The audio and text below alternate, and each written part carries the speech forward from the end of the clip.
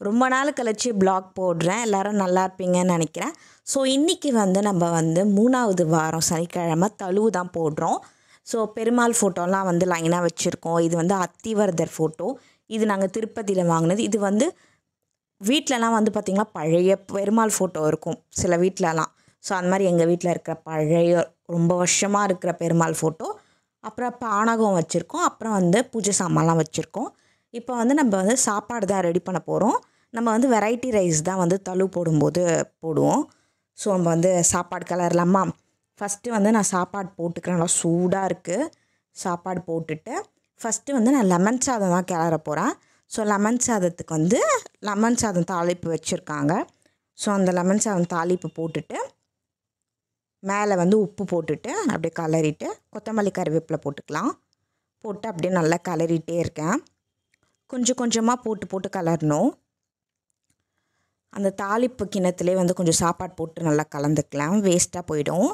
So அதனால் அப்படியே நல்லா கலந்துட்டு வரேன். கலர் எப்படி இருக்குது பாருங்களேன். எனக்கு லெமன் சாதம் நல்லா புளிப்பாக இருந்தால் ரொம்ப பிடிக்கும். இந்த கோயிலெல்லாம் கொடுப்பாங்க, சூப்பர் டேஸ்ட்டாக இருக்கும். ஸோ நம்ம லெமன் சாதம் நல்லா கிளறிக்கலாம். இந்த நம்ம டூருக்கெலாம் போனால் மோஸ்ட்டாக நம்ம வெளியே போகும்போதெல்லாம் மோஸ்ட்டாக லெமன் சாதம் தான் எடுத்துகிட்டு போவோம். ஒரு ஊருக்கெலாம் போனால் லெமன் சாதம் எடுத்துகிட்டு போவோம். அந்த ஞாபகம் தான் வருது. ஸோ லெமன் சாதம் கொஞ்சம் கொஞ்சமாக கிளறியாச்சு. லெமன் சாதம் கிளறியாச்சு. இப்போ நெக்ஸ்ட்டு சாப்பாடு.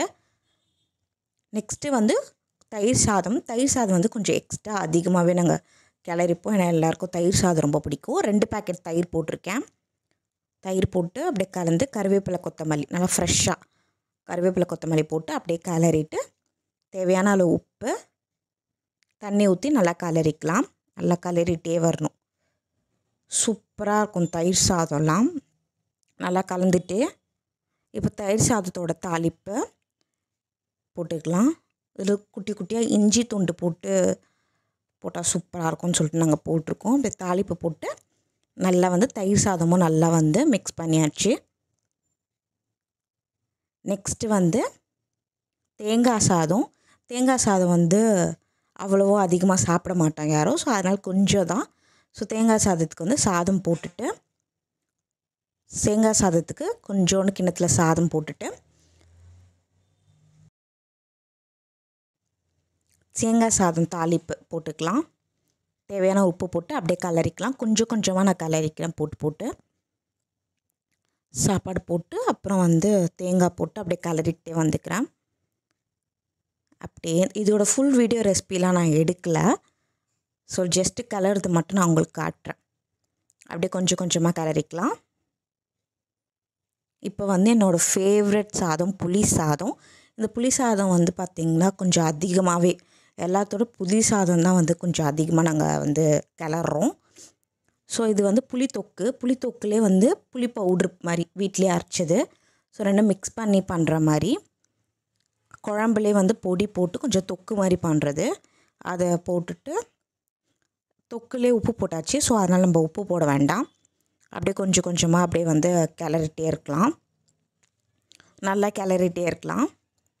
அப்படியே கொஞ்சம் கொஞ்சம் தொக்கு போட்டு அப்படியே கொஞ்சம் கொஞ்சமாக கிளறணும். அந்த புளிப்பு ஸ்மெல்லு வருது, நல்லா இருக்குது அந்த புளி பவுட்ரு ஸ்மெல்லெல்லாம். எனக்கு அந்த கோவிலில் குடிக்கிற புளி சாதம்னா ரொம்ப பிடிக்கும். செம்ம டேஸ்ட்டாக இருக்கும். அவங்களுக்கு மட்டும் எப்படி தான் அந்த டேஸ்ட் வருதோ தெரியல. எங்கள் பாட்டி செஞ்சால் கூட அந்த டேஸ்ட் வரும். ஒரு வாட்டி எங்கள் பாட்டி செய்யும்போது நான் அவங்களுக்கு அந்த ஷார்ட்ஸ் போடுறேன். ஸோ நல்லா புளி சாதமாக கிளறி வச்சாச்சு. வடை சுட்டுட்ருக்காங்க. மெது வடை 2 வடை சுடுவாங்க. மெது வடை and masala vada. Masala vada night பார்த்துக்கலான்னு சொல்லிட்டு மெது வடை மட்டும் சுடுறோம். அப்படியே எண்ணெயில் சுட்டுட்ருக்காங்க. அப்படியே திருப்பி போட்டு இந்த சைடு உருளைக்கிழங்கு தொக்கு, வெங்காயம் தக்காளி இப்பெல்லாம் போட்டு உருளைக்கிழங்கு வேக வச்சு போடுறது. உருளைக்கிழங்கு தொக்கு சூப்பராக இருக்கும்.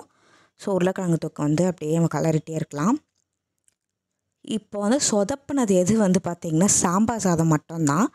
ஆயிடுச்சுன்னு சொல்லிவிட்டு நாங்கள் விசில் ஓப்பன் பண்ணாமே விட்டோம். பார்த்தா அது தண்ணி ஆகிடுச்சு. சரி அப்படியே நம்ம வச்சிடலாம், அது ரொம்ப கட்டியாகிடும்னு சொல்லிவிட்டு அப்படியே வச்சாச்சு. சாம்பார் சாதம் மட்டும் கொஞ்சோண்டு சொதப்பிடுச்சு. இப்போ சாமி விளக்கெலாம் ரெடி பண்ணியாச்சு. இப்போ சாமிக்கிட்ட நம்ம சாப்பாடெலாம் வைக்கலாம். ஃபஸ்ட்டு பூஜை சாமான்லாம் ரெடி ஆகிடுச்சு.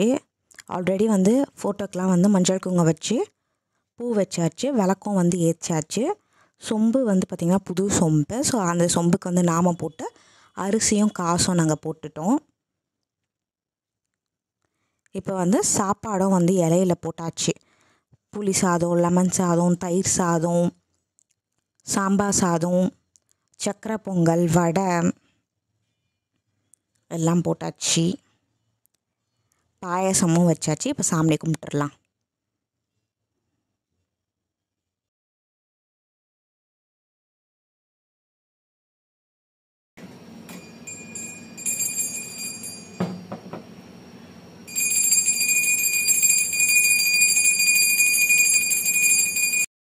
சூப்பராக எங்கள் 3வது வாரம் தழு போட்டுட்டோம். நாங்கள் தழு போட்டாலும் நான்வெஜ் சாப்பிட மாட்டோம். 1 மந்த் முடிகிற வரைக்கும் நான்வெஜ் சாப்பிட மாட்டோம். ஸோ சாமி நல்லபடியாக கும்பிட்டோம். இப்போ நம்ம சாப்பிட போகிறோம். ஸோ நிறைய பேர் சேனலை சப்ஸ்கிரைப் பண்ணாமல் இருக்கீங்க. ப்ளீஸ் சேனலை சப்ஸ்கிரைப் பண்ணுங்கள். லைக் பண்ணாமையும் இருக்கீங்க, கண்டிப்பாக லைக் பண்ணுங்கள். 2 சேனல் சப்ஸ்கிரைப் பண்ணுங்கள்.